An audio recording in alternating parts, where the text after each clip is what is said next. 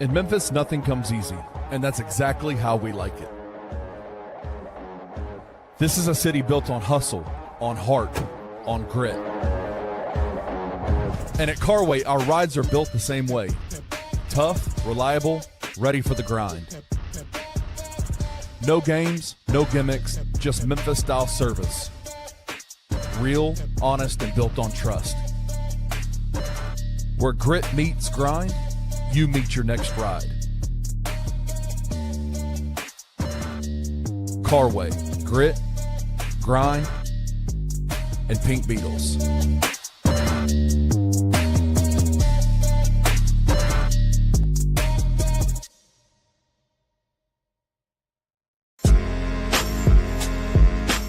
In Memphis, we know a thing or two about resilience. From the grindhouse to the Delta, we protect what's ours. But when pests invade your home, it's time to fight back.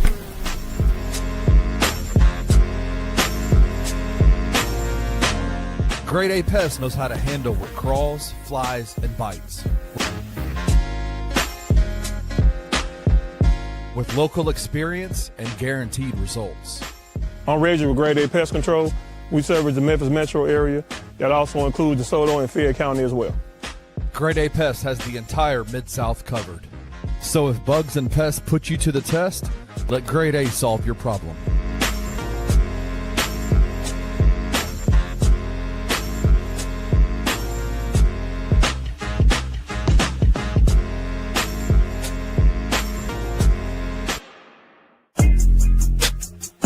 Bluff City Media presents the Two Buck Sports Show with your hosts, Rusty Buckets and Uncle Buck. Now, let's get to the show.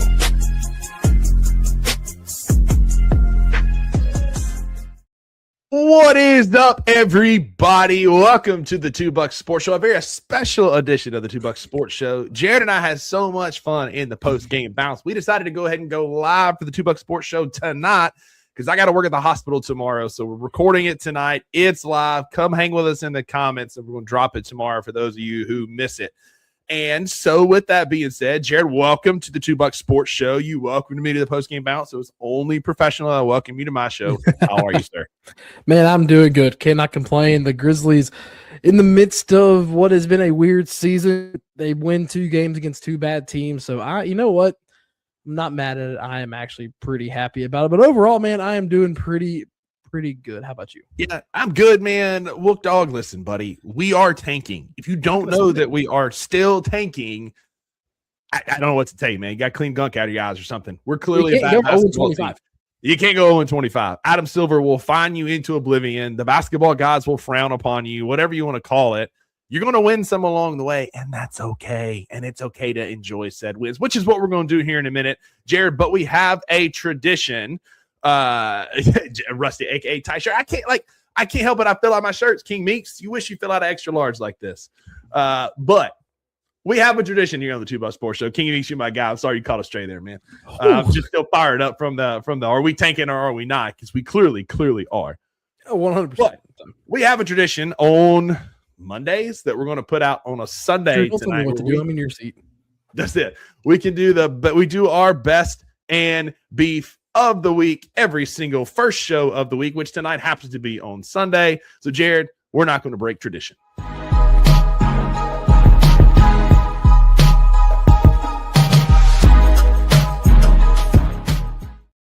That's right. Every single Monday, we start our shows off with the best and beef of the week, where we talk about the best thing that happened to us and the worst thing that happened to us over the weekend. We boiled down to 2 points. Otherwise, we'd be going all night. And this segment, it's proudly brought to you by Donna's Italian Beef at 509 Constitution Drive in Iuka, Mississippi, the home of the best sack lunch on your way to Pickwick.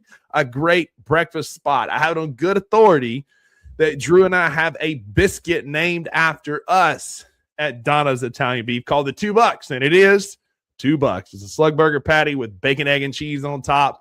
It's a winner, 100 out of 10. Gotta go see Jim and the gang at Donna's Italian Beef, Jared. And so I'll lob it up to you as my guest. We always start with the good. So what's the best thing that happened to you over the weekend? Oh, man. I worked a lot this weekend. No, so this morning we actually, yeah, the best thing we at church with our small group, we do a fellowship every month, the breakfast fellowship. And this morning we had another one of those because it's first Sunday of the month, and we Nice. had some good time. Just enjoying the company of everybody.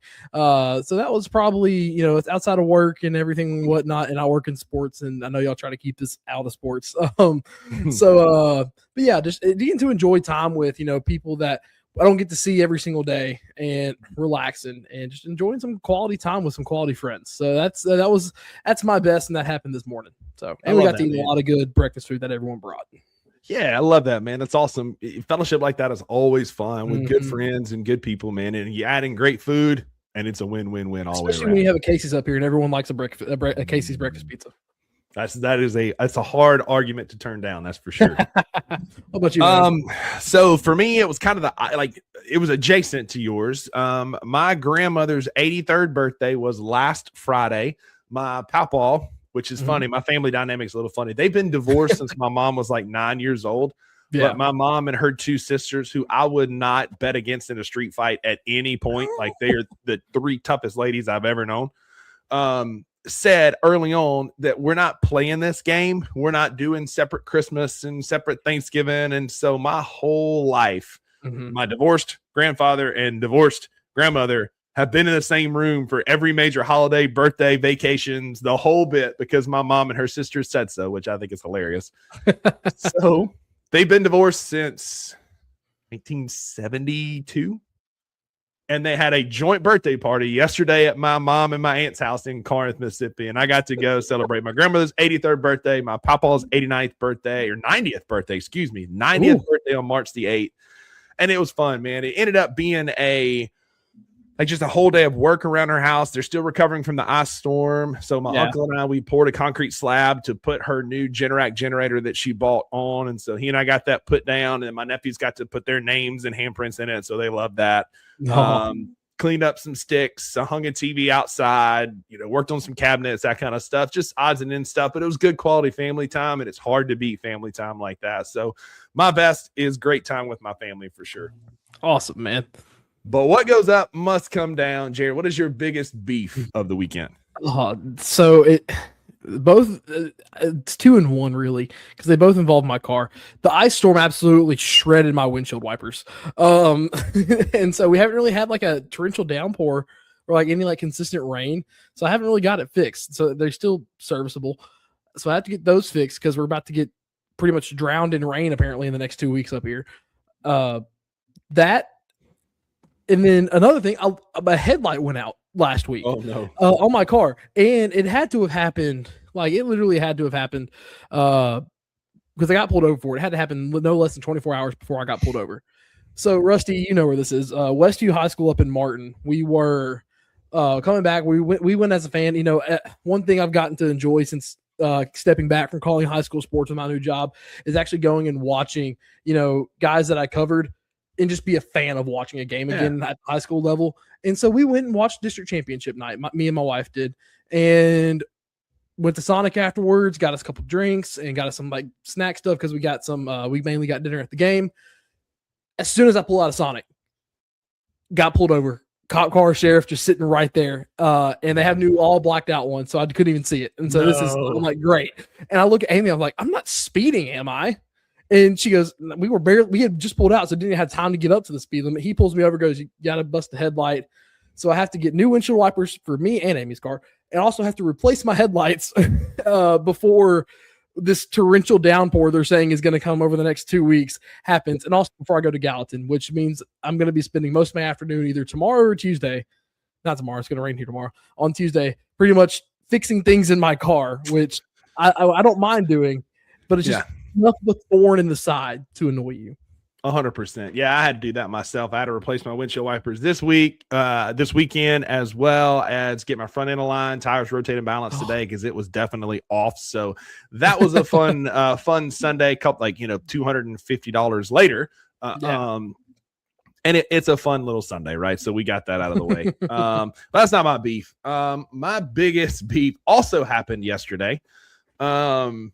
When I was out with my family in the front yard doing some work, And I noticed one of Mama's neighbors is walking around kind of frantically all around the neighborhood. And she walks by and she looks at me and we were like, hey, are you okay? And she was like, yeah, my dog got out. Are you Rusty?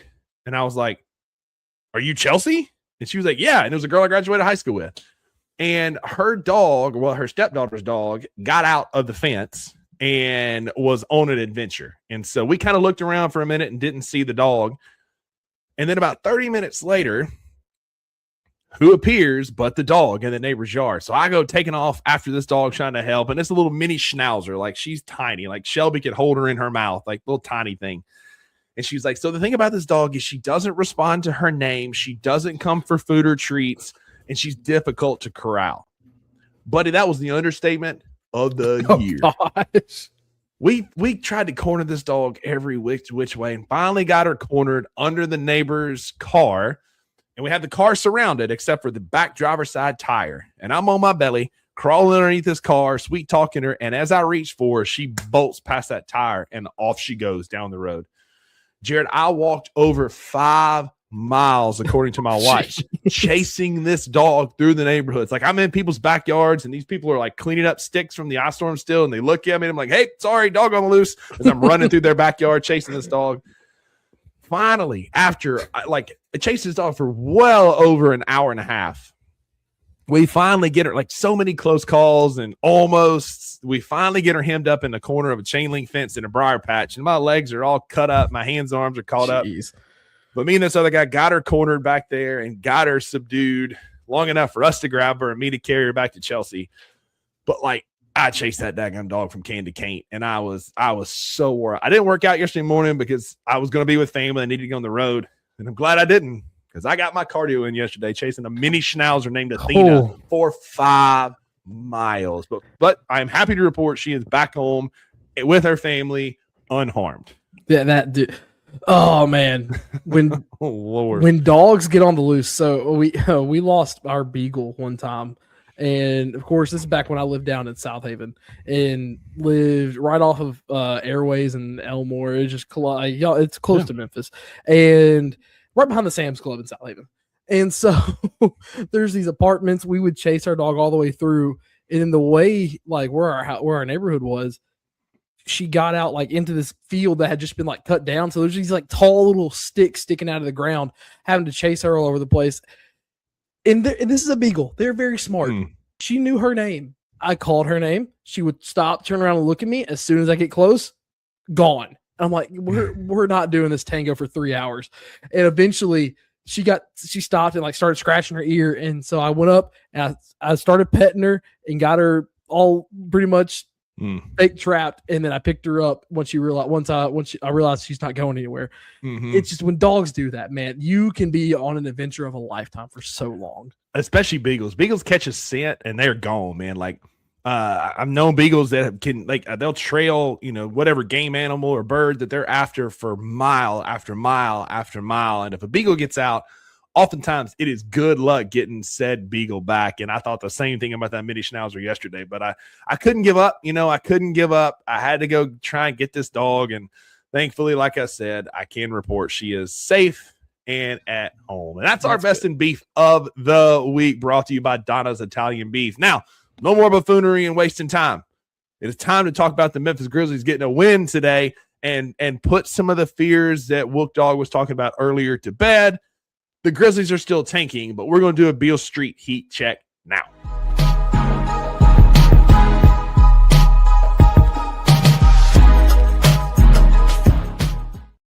That's right, Jared. The Memphis Grizzlies got a win today, moving to 2-6 in this current iteration of our 10-game Beale Street Heat Check. If you are new to the 2 Buck Sports Show, your first time you're watching it because it's Sunday night, you're hanging out, say hello, tell us you're here in the comments, let us know your thoughts about the game, what you thought happened. Do you think we're still tanking, or is this a turnaround and we're going to go 25-0 in the back half of the season? Let us know your comments. Give us a thumbs up here as a way of saying hello. But, Jared, as we talked about in the postgame bounce, Grizzlies win 125-106 over a hapless Pacers team. And we continue to look the part of a tanking team. But we got to win tonight. That's 2 in a row, beating a bad Mavericks team, beating a worse Pacers team tonight. And I think it's worth celebrating. Two things can be true. We can be tanking and having a terrible season, and we can go out and win a few games here and there so that the basketball gods shine favorably upon us. Like, if you look at our iteration of our 10 games at a time, our heat check here, we ain't done well. We've only been above 500 in one of them, the third one. And we are still struggling, Jared. Sorry, if you saw me laughing and no noise is coming out, I was muted. Amy just got home and Whiskey started going crazy, and so she was trying to get him corralled, but we're back now. But yeah, I mean, you look at the Grizzlies. Even before we technically started tanking, you look at it. It's 4-6, 4-6, 6-4, and then before the plug wasn't pulled until the last three to the 3-7 stretch. This. 2 wins doesn't hurt, because I'm really glad y'all decided to do this year, 10-game iterations, because we were 0-6 in this iteration before these 2 wins. If you break down a game in 8 sections and include the last 2 games and the last 2, if you break a season down into 8 sections, overall, it's a tank. You're going to win games. The late 2000s, early 2010s, Chicago Cubs still won games despite being the worst team in professional baseball. So that feels a bit personal. You have to bring the Cubs up today. Okay, I keep forgetting that you're the Cubs fan and not Drew, so I kind of thought it was Drew. Also, we're 3-6 in this iteration. I forgot to add the win from Friday night to today. Yeah. Still, either way, the point still stands. We're 3 games under 500 in this iteration, and not finishing above or at 500 in this iteration. Overall, it's big picture wise. You gotta take yourself away from the microscope of these 2 games and still continue to look at the big picture for the Memphis Grizzlies, because we haven't won more than 5 games at a time or 4 games at a time in 10 games, but once. And that's when we thought we were turning the season around, and we were 1 game under 500. So you're going to beat the bad teams. Just enjoy it. The Grizzlies are still tanking. Don't get caught up and be like, oh, we're turning it around. We're going to try to make a run for the play-in. No. There's a reason that certain players are not going to suit up again this year, and that's the reason. And so it's just you can't get too caught up in these 2 wins. Enjoy them while you got them, because, like I said on the post-game bounce, they are few and far between.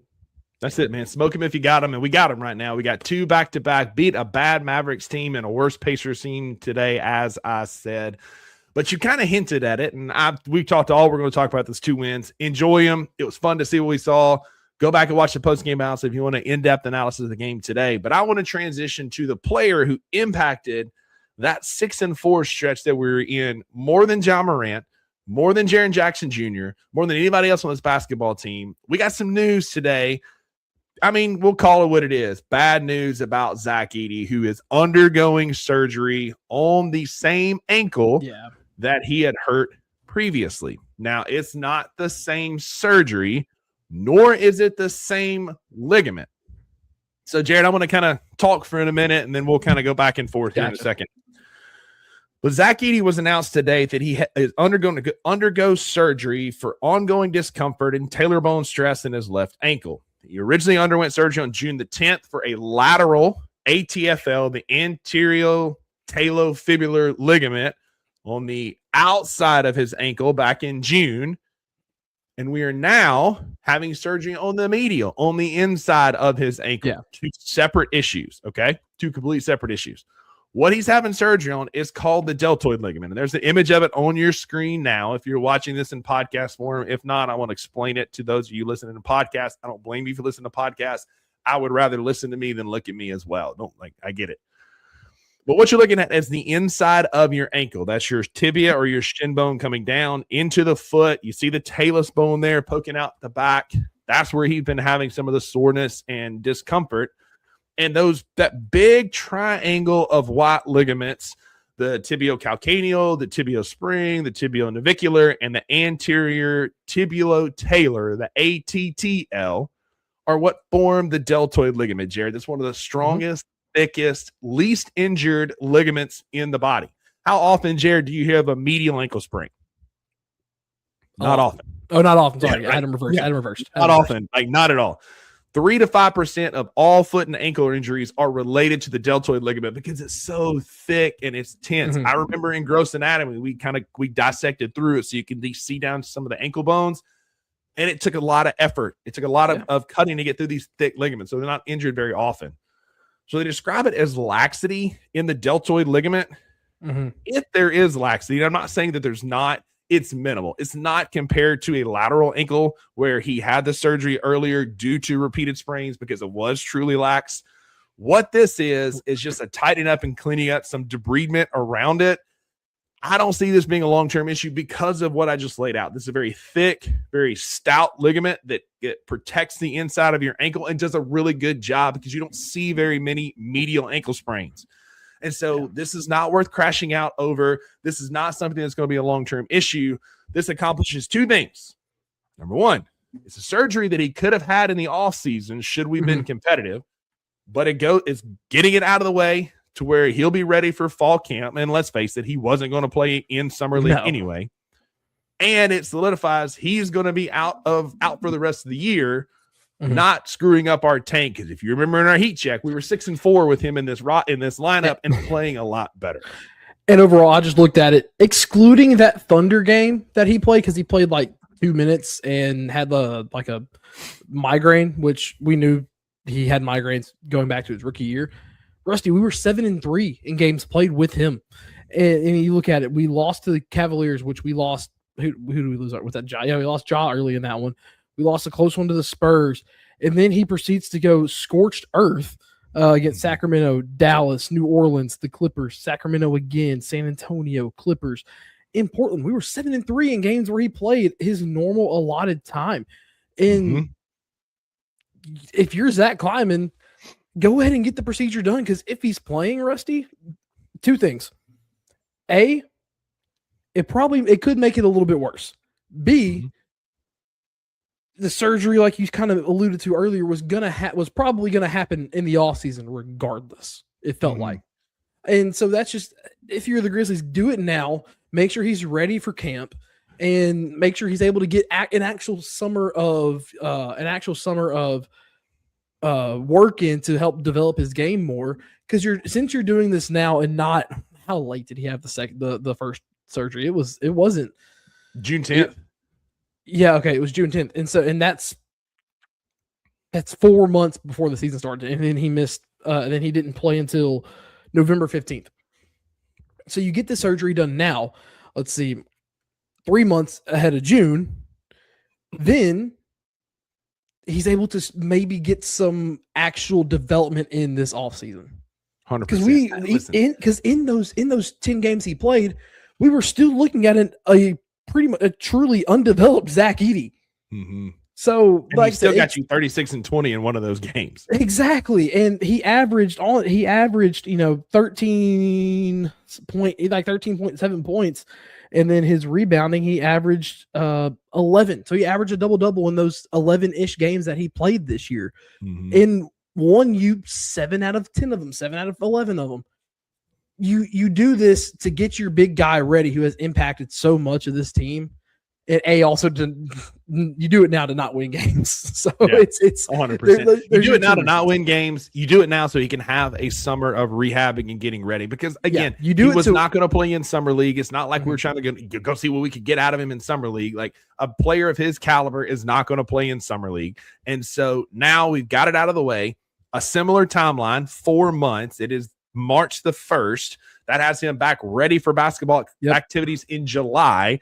And then that gives him, 3 months to ramp up before fall camp begins in October. This is the perfect time to do it in a lost season. And if you see it anything other than that, like, you're either you're a casual or you're just not paying attention. Yeah. All in all, to me, I grew up around the medical world with two parents as, being nurses and whatnot. And so I've heard a lot of things, nowhere near the expertise of Dr. Buckets over here. But to me, to dumb it down for a lot of people, it kind of sounds more of like let's go in and clean some of this up. It sounds like a cleanup. It's not an injury that's going to be a long-term issue. Again, this is a very thick, taut ligament. It's not injured very often. And so it's something that he can recover from in a timely manner. So even if it's a similar timeline as the last one, it's not going to be. That's 4 months. This is more than likely a 6 week, maybe 9 weeks kind of recovery. And then he's back to basketball activities. And so I think that Zach Edey's going to be fine. I think our center for the foreseeable future is said Zach Edey. He's a cornerstone of this franchise. We're getting it out of the way where he has plenty of time to get ready for next year. I am not worried at all. If it had been the same surgery again because it didn't take, or if they had said, oh, he had a Liz Frank fracture or a fifth med head fracture that's related more to that ATFL that he had repaired back in the summer, I would be sounding the alarm bells. I promise. I know I'm a Zach Edey appreciator, but I promise you I would be sounding alarm bells for that. This, I'm not worried about at all, Jared. Yeah, and if you're not worried about it, who has a much deeper understanding than I do, then I'm not going to worry about it. It's like if I treated high-level athletes for 12 years, including like CrossFit athletes who competed professionally. I treated collegiate athletes, some professional athletes, some professional baseball players when I was in Myrtle Beach, and I've never seen this injury in my 12-year career, not one time. Everyone treat it like this. At work, you've probably been stressed about something where you're like, oh my gosh, my boss is going to be mad or like something about it. And then your boss is like, you're fine. If the boss ain't stressed, I ain't stressed. There you go. You're going to be okay. I'm trying to bring sanity to the crashing out that you're finding on X. Although some of those posts are quite hilarious, trying to blame their mama for this. It cracks me up. But in that, we also got Brandon Clark. It's still rehabbing. He's not going to be back. Also not surprised by that. Real quick, hats off for BC. I also am not sure that he ever plays a game in a Grizzlies uniform ever again. And I love that guy. And I hate to say that. Maggie desperately wants a 15 jersey, and I'm going to find her one and get her one because it's Brandon Clark. But the reality is I don't know that he's going to play again in a Grizzlies jersey just because he's just kind of unreliable, Jared, from injury standpoint. Yeah. And there maybe not just be him like on this roster, but he would hurt because he was, I'm not even going to say just an integral piece, but he was a big reason as to why this core got their first ever playoff series, one of their only playoff series one. But yeah, and so like he will hold. BC is one of those Grizzlies that will always he'll be a role player that you just you have to like hug tightly because of what he did in such a short amount of time, and that is Brandon Clark. And it suck? Yes. What if we have Brandon Clark at home, though? What if a guy I think we do. Omax can be a guy who gets you bunnies, gets you rebounds, plays super athletic, and just give you energy minutes? And Omax is starting to be in the right place at the right time, a la Brandon Clark. He's not BC yet, but we might have our Brandon Clark of the future, Jared. Yeah. We talked about this a little bit on the post-game bounce and even before we came back because we got a little bit of clarity on how some certain things are going to shape up. There's a March 4th deadline. You can't sign two-way contracts after March 4th.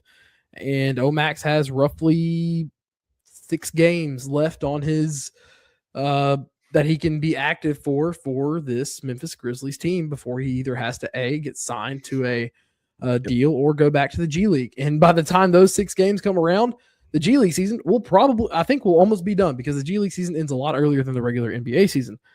So you're getting to a range where Omax is once again like Vince Williams Jr., like Scottie Pippen, like G. Jackson, is a guy who has been on a two-way, and the Grizzlies maybe see glimpses of a diamond in the rough that can be an end-of-bench role guy that the Grizzlies will need next year. Yep. And you could see in the next few days where he's converted to a full contract. And I would not be mad at that because you do need those end-of-the-bench guys. And Omax can provide that energy. He is Brandon Clark and John Conchar on steroids if they had a baby. 100%. And we like what we're seeing from him and the opportunity for him to continue to get more reps. And look what's happening. The more he plays, the better he plays. The better. The more that needle from chaotic good, bad shifts more and more to chaotic neutral. Yeah, that's it. We get I don't even need chaotic good. I just need chaotic neutral. And we just need neutral from you, Omax.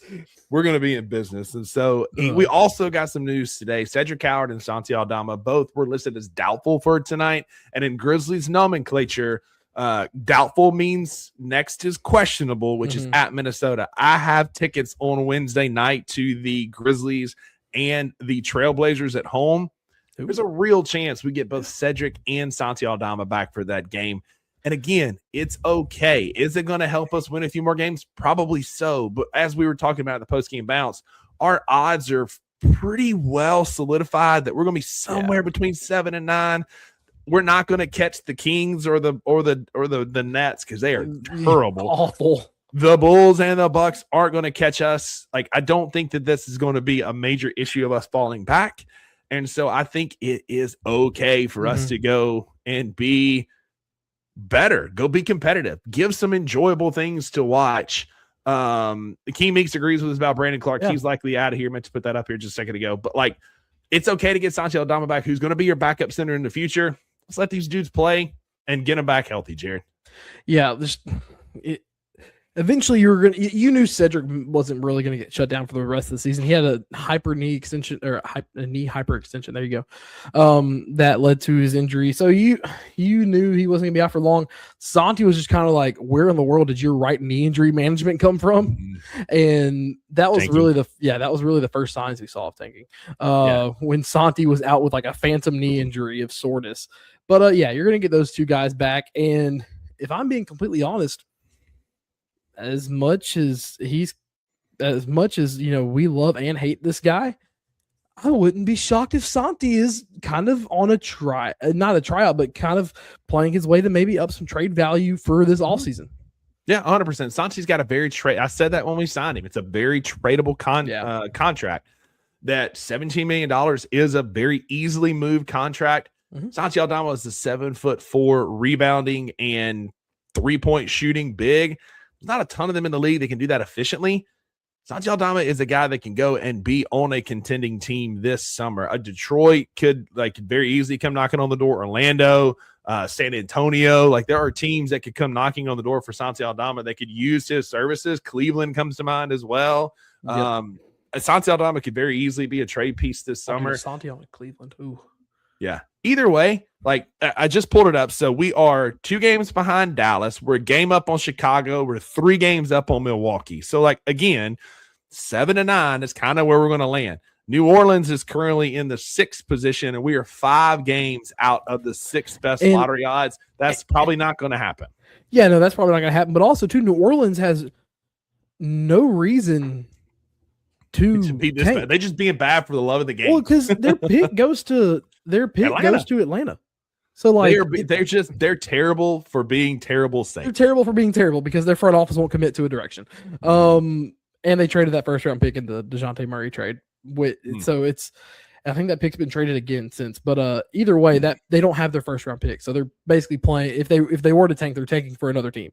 Yeah, exactly. And the tank, just since we're updating all tanking odds, the Orlando Magic are now a game and a half out of the lottery. They're tied. They're tied with Miami at 16-17. Yeah. And they're a game and a half behind the Hawks out at the tail end of the lottery. Just for those of you keeping up at home. Yeah.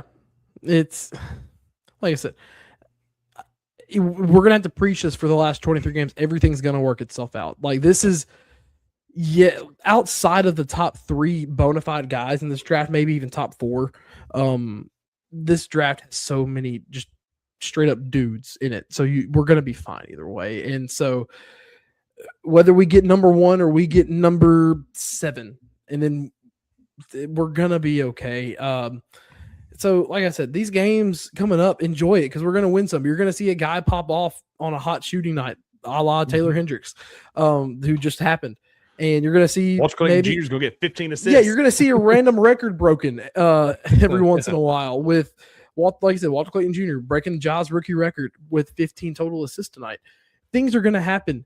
Sit back, kick your feet up, enjoy it because the end destination is going to be better than what we are currently looking at. Yep, with multiple first-round picks, ours, Orlando, and one we don't own yet, but we will with the assets that we have for the moving. And there's movement at the top, Jared. We talked about it. Darren Peterson has been the odds-on favorite for the number 1 overall pick all year long. Yep. Over on FanDuel right now, he is still the odds-on favorite at minus 135. That's dropped even more. And AJ DeBansta is plus 135. So DeBansta is catching him. Before we went live, I put $5 on Cam Boozer, who has the third best odds at plus 750. Just of these guys, Darren Peterson, AJ DeBansta, Boozer, and then your next three are Caleb Wilson, Keaton Wagler, and Kingston Flemings at plus 1,000 or plus 10,000, excuse me. I feel like Cam Boozer is the most plug and play, ready to be an NBA player. And I would not be surprised if the Memphis Grizzlies get the first overall pick. I would be shocked if we didn't take Cam Boozer. He's a Duke guy. He's plug and play. He fills a need. He's a guy. He feels like a Memphis Grizzly. And I put $5 on Cam Boozer at plus 750. The odds are only going to get, closer to zero as the season goes on and he continues to play at the rate that he's playing. But with these odds changing, Jared, you never know who's going to land on your team with some lottery luck. No, you don't. And I wish I could pick up my laptop and show it to all of you right now, because in all this Tankathon talk, I did sim. Number 2, Cam Boozer. Oh, let's go. Cam Boozer took him. Yeah. Yeah, it's Cam Boozer number 1. It was literally the first sim I did tonight, and I haven't touched my mouse since. So, I mean, one thing just about Cam Boozer, though, like going to the plug and play point that you brought up, Rusty, he's getting criticized for using his IQ on whether a defender is smaller or bigger and how he decides to, make his game. By the regular Two Buck Sports Show co-host. Yeah. So he's getting criticized for using basketball IQ for, bully balling smaller defenders, for using his quickness around the bigger defenders, going into his back. When the game becomes that simple for a draft pick that has potential to be a number one draft pick, Rusty, you take him number 1 because that you don't see an IQ like that in college. Maybe once in every 10 to 15 year draft. Mm-hmm. Yeah. So the signs are there, and you can clamor on his athleticism all you want to, but he may not be as athletic as DeBansta or a couple other guys in the draft. Dude is athletic and uses IQ, and give me that on this roster at the power forward position when he's already 6'9", 250, averaging 25, 11, 4.5 assists and 2 stocks per game right now. Yeah. Give me all of that. Well, matched up with his IQ, and the Grizzlies rebuild is done. I'm kind of like, as the season's going on, I love AJ DeBansta. Mm-hmm. Like, Drew is correct. When in doubt, bet on the most athletic guy in the draft. But the more this is going on, DeBansta is going to be a good player, but I think there's a runway for him to kind of catch up. Yes. If we're going to have a short rebuild, as Zach Kleiman promised, and we're going to turn this thing around quickly, Cam Boozer's the pick, man. Don't overthink it. For me, the short list of people that are must drafts, you sprint to the podium for, Cam Boozer's number 1. 100% my number 1 guy that you sprint to the podium for. You don't have many guys that are, like you said, plug and play that come around in the NBA draft. Yeah. And we'll see. May the 10th, NBA draft lottery. We'll know a whole lot more then, and we've got a lot of time to prognosticate and tell you who we think the Grizzlies can, should, and will pick. But right now, we're going to take a quick commercial break. On the other side, I was going to gloat, buddy. I was going to be you were a runaway from gloating. I was going to, if you're not 12-0 with a win over the number 1 team in the country, I can't relate. But I can now, because that's not us. On the other side of the commercial break, we're going to talk some college baseball. Stick with us.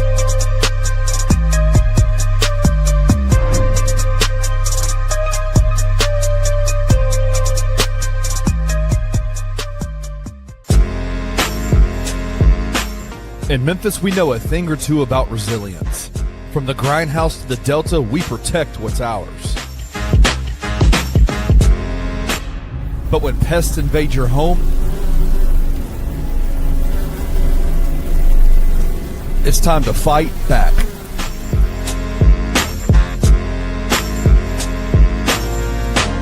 Grade A Pest knows how to handle what crawls, flies, and bites. With local experience and guaranteed results. I'm Reggie with Grade A Pest Control. We service the Memphis metro area. That also includes DeSoto and Fayette County as well. Grade A Pest has the entire Mid-South covered. So if bugs and pests put you to the test, let Grade A solve your problem.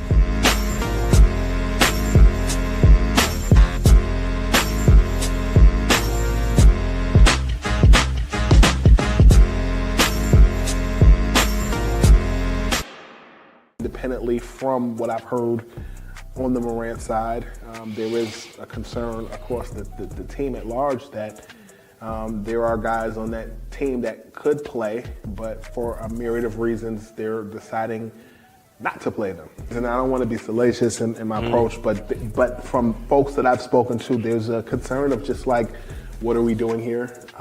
We want to play, we can't play, when will we play? I think. But are you saying John Moran is in those group of people that can play? Is that what you're saying? It might have, it's real late when we recording. I don't know if that's going over the people here. I will say that I believe that he could play today. Yeah.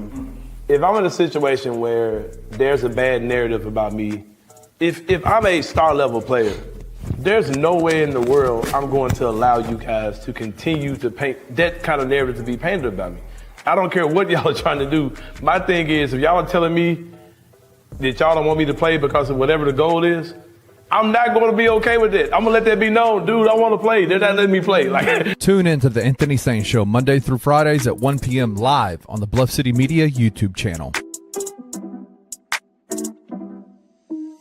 Glorious sadness that brings me to my knees. Are you or a loved one struggling with the Grizzlies' tanking season? You may be entitled to compensation. This Friday night, here at Grind City Brewing, the Grizzlies are facing the Dallas Mavericks, and anytime they're losing, beers are just $3. See you there.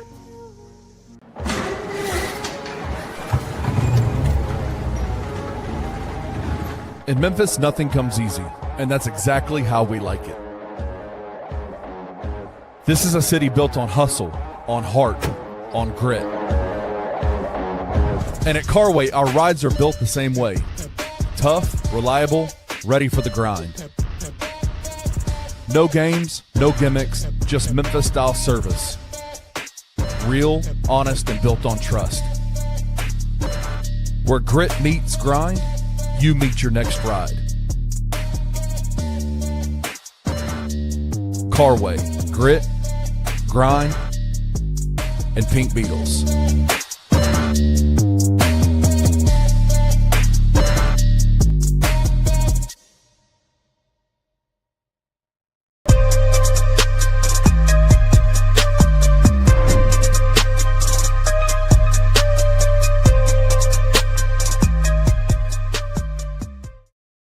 Welcome back to the 2 Bucks Sports Show. I am Rusty Buckets, aka Dr. Buckets, hanging out with my guy Jared Davidson tonight while Drew is out and about and headed to New York City with his lovely lady for a much needed getaway for both him and Haley. She has been super mom lately while he's been out Power Rangering, and so I'm happy that they're getting some time away. But Jared, the reason I had you on tonight, A, is because I like hanging out with you, talking ball, talking Grizzlies, but specifically for this next topic of conversation.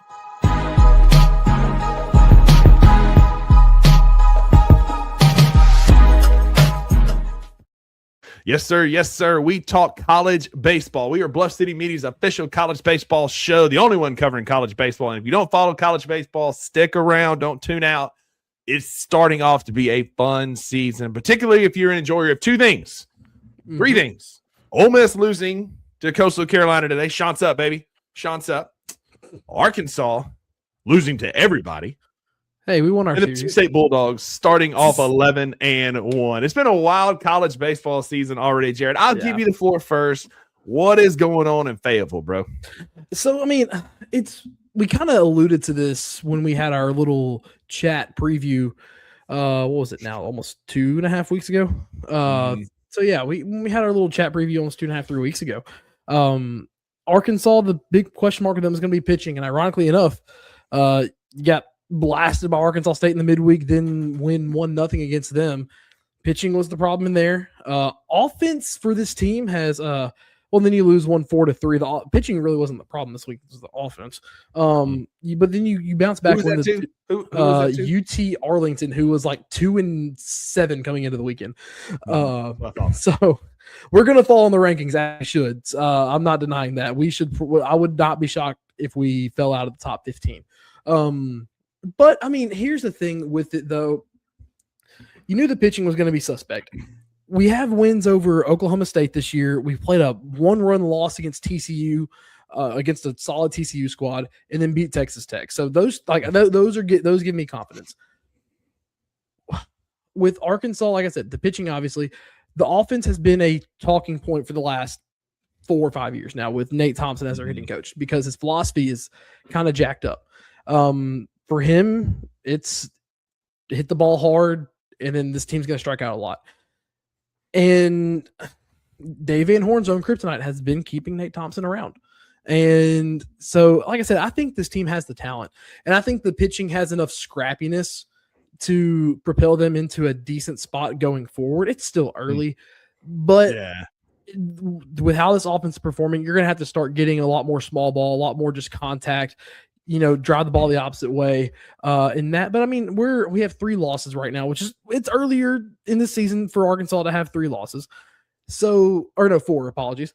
No, it's 3. Arkansas State, UTA, and then TCU. So we have 3, but we're 9-3 right now. We're not in the worst spot ever, but there's definitely concerns right now. I'm glad the struggles are happening early and not showing. About to say, yeah, I'm glad they're happening early and we're not seeing them rear their ugly head as soon as conference play starts, because that means there's time to fix it. In 3 weeks' time, if I'm still in 3 weeks' time, or even a month at the end of March, if I'm still seeing some of these same struggles in the middle of conference play, then I'll be like, okay, we can sneak into the tournament. We won't be a top 16. We'll be a number 2 seed somewhere. That's when I get concerned. But right now, I'm not going to get too down on it. It is concerning, but it's nothing more than the problems we discussed when we did our preview show a couple weeks ago. 100%. And that's the thing. I was just about to say, you want these problems in February, not April. You can get these bugs worked out now when you still have some non-conference, although Mississippi State's road to the SEC play is not easy. We'll talk about that here in a minute. Because we play at Southern Miss, which will be a top 15, probably top 12 matchup. And Southern Miss is really, really good this year. Yeah, and by the time tomorrow comes here, the new rankings from most outlets should be out. Yeah, and it gets weird in Hattiesburg, and so that'll be an interesting game on Tuesday night. It's on ESPN Plus. If you have the ESPN app, I would encourage you to watch it. First pitch at 6 p.m. But you want to struggle with this now. And Arkansas has lost some ugly games early, but UCLA lost to UC Irvine and San Diego State. They're the number 1 team in the country. You're going to lose some games early. This is like college basketball, but not even to that degree. Because if UCLA loses to UC Irvine or somebody like that early in the season in college basketball, the world falls apart. It's baseball. Yeah. That's just how the ball, that you can have an off night. The other team could be really hot. Baseball is one of the most forgiving sports in the world, especially college baseball. You got plenty of time. We're 3 months away from any type of postseason play. So you got plenty of time to work these bugs out. Well, because you look at it is when you go on into the midweek spots, the committee values midweeks more for the mid majors that are playing the big dogs. Playing up than playing exactly. Down. And so for Arkansas, yes, that's a home loss that looks awful in retrospect, but overall, you're going to be fine. We dropped a midweek to Missouri State last year, I think 8-2 or something like that, and we still were a number 1 seed and whatnot. But in the end of the day, Rusty, we still won the series with 2 almost double-digit wins this weekend. So it's one of those things, man. It's if you drop that series against UTA, you're definitely falling a lot more in the rankings. But overall, it's just one of those things in college baseball where, like you said, forgiving is the best word you can use to describe it. You can lose 1 game, but as long as you win the series, you're going to be fine. Yeah, for sure. 100%. And so Mississippi State kind of fell into that today, right? We came into this game 11-0. We had an Omaha type game today on March the 1st. This is what could be a preview of an Omaha game. And if you don't know, Omaha is the College World Series where the national champion is crowned. One of the best baseball venues ever. Oh, absolutely. Absolutely. Mississippi State played the number 1 overall team in the country, UCLA, today, in what was an instant classic. The Bruins won 8-7 in 10 innings. Broke my heart. I thought we were going to get revenge from 2013 when they beat us for the national championship in the College World Series. It was a great game. We were up most of the game, had a chance to close it out, but had an incredibly bad ball 4 call to walk a player, and then Rock Chalawowski hits a home run to tie it up. If you go look at the strike zone, like the computer ump, it was outside by about 3 inches. It was it's part of baseball, but like that, that kind of stuff hurts you when the number 1 player in college baseball comes up next and hits a 2-run home run to tie the game. Only for them in the top of the 10th to score 3 runs. And I'm just like, oh man, here we go. This is it. It's over. And then we get a leadoff double. Noah Sullivan hits a home run, makes it 8-7. And all of a sudden we got a ball game in the bottom of the 10th. Mississippi State comes up just short. And that's kind of where I was a bit more worried about our starting pitching, but our bullpen has been a bit more suspect. Ben Davis, who's been a stalwart for us in the bullpen for the last couple of years, has struggled a bit this year. He hit multiple guys, gave up the home run to Rock Chalawowski, gave up a couple of hits in the 10th, and our bullpen is scaring me. Jack Bauer, who's going to be incredible. He's awesome, but he's 18 years old and pitching on an SEC squad. Dude, he's should going to still struggle. be in high school. That's it. Like he classed up and came early. He's going to struggle. But like he throws 100 miles an hour, has an 85-mile-an-hour slider that cleans the plate off. Like he's going to be fine. But he's got to figure it out. It's our bullpen that worries me. We've got plenty of offense. Ace Reese is the best player in the country. Rock Chalawowski, I see you, but Ace Reese is definitely the best third baseman, likely the best player in the country. But the biggest thing for this team, Jared, has been the emergence of another 18-year-old kid in one Jacob Parker. How Brian O'Connor got him to Starkville is beyond me. This kid would absolutely have been a top 20 pick in this summer's Major League Baseball draft, 1,000%. But Brian O'Connor opened up the NIL coffers and got him to Starkville, and all he has done is rake. Like, this kid is incredible. If you don't know who I'm talking about, go look him up. Check out Jacob Parker. This kid is going to be absolutely special. He plays outfield. He's been playing right field for us. Currently, as a freshman, he's the number 9th ranked D1 baseball freshman in their top 100. Was an All-American by every single outlet all 4 years in high school. Kid is an incredible prospect, and the fact that he came to Starkville is wild. We're going to be fine. This was a great Omaha light game. It's going to be fun, but the road doesn't get easier because we got Southern Miss at home. Then we got Tulane, and then we got Southern Miss at home, Lipscomb this weekend, Tulane in the midweek next week, and then conference play starts in Fayetteville March the 13th. Yes, sir. If y'all are new to college baseball, regular season Arkansas Mississippi State baseball is some of the most electric and fun baseball you can find. It always we hate each other. Yes, basically. in the past 8 years, I think the home team has just or 7 of the last 8 years, I think the home team has just swept each series. It's just how it goes. If you're at home in college baseball, you are at a severe advantage. And so, but conference play starting like that with a bang is huge. To Jacob Parker, real quick, to go back talk to him. There's a reason you're the number 9 freshman, because when you have a line like this through what has he played 5 games, batting 308, OBP of 357, slugging 846, and an OBP or an OPS of 1203. Rusty, 13 at bats this season, 5 hits, 1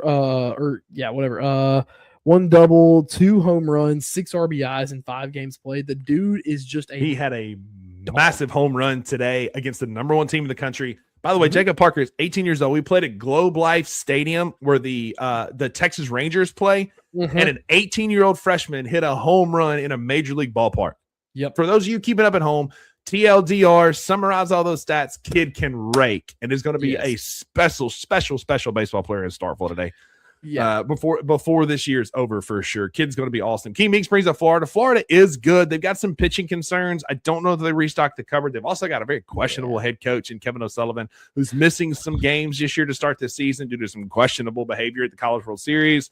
They are a good team. Traditionally, they are. I don't know that this team is going to be as good as previous teams, but then again, Florida finds a way to get these pitchers and Jack Caglionis of the world and turn it around. So it's still early, but we'll see. They're not real. They're one of those teams right now that recently in more recent years, they don't play a tough starting schedule. And you've seen them in recent years drop some of those games. And it's kind of weird for Florida. But like this year, they lost their opener against UAB, and now they've rattled off 11 straight. And they still have their game has yet to be reported for today. I haven't seen that one go final yet. But it's just Florida's such a ticky-tack team sometimes. And I don't understand it. They'll scratch, they'll claw their way, and then they get the postseason. Everyone's like, why did they get put in? And then they go losing the freaking finals. And they're like, okay, that's why they got in. And so they're just one of those teams that if you can avoid that fluke start, that's just weird where you hover around 500, you'll be fine. And so far this year, they've done that. But like you said, I don't think they reloaded the way they should have. And I think 100%. I think a part of that is Kevin O'Sullivan's fault. Yep, agreed. For him being up an absolute buffoon. But over on FanDuel, there hadn't been a whole lot of movement yet. Obviously, it's early. Obviously, there's not going to be a lot of movement in the lines. LSU is still your odds-on favorite, just like they are every single year at plus 600, followed by UCLA at plus 650. So not a lot of separation there. Plus 850. No real movement there. Next is Arkansas still at plus 1,200. Texas at 1,400. Mississippi State at plus 1,500. Not a lot of movement early on in the season, as one would expect. In 2 weeks, starting on the 13th, when conference play starts, that's when you'll start seeing some movement, Jared. There'll be a lot of movement then because, like I said, conference play starts, things start getting real. Series become a lot more important. You drop 4 series in conference play, you still finish around 6-4, you'll be fine. But everything starts to get a little bit tighter and get put under a little bit bigger of a microscope. So that's it. But hey, man, I appreciate you hanging out with me tonight as we went live on this Sunday night. This episode will drop tomorrow at 11 a.m. Central, the normal time of the $2 Sports Show on Bluff City Media's YouTube channel. Appreciate y'all hanging out with us. Scott Jinks, we are going to talk about more draft picks in that 7, 8, 9 range coming up. It's a long season, buddy. We're still dreaming and hoping for some of those early picks. But we'll talk the Nate Aments of the world and the Darius Acuffs and LeBaron Filans until we're blue in the face because we have until May the 10th before we know exactly what our picks are. So stay with us, buddy. We'll get there. We've been talking about almost everybody in the top 15-ish in the standings. So then that's it. But this is Jared Davidson. I am Rusty Witten. Thank y'all for hanging out with us tonight. Y'all go be a friend to somebody who needs a friend. And with the $2, there are no refunds, Jared. You know why? Because you always get what you pay for. Hey, there you go. Atta boy. Take it, Drew's line. We appreciate hanging out with us. Y'all be good, and we'll see y'all on Tuesday. Thank you for listening to the $2 Sports Show. If you enjoyed this episode, leave a rating and a review wherever you download your podcasts. Also, like and subscribe to Bluff City Media's YouTube page. We'll see you back here next time.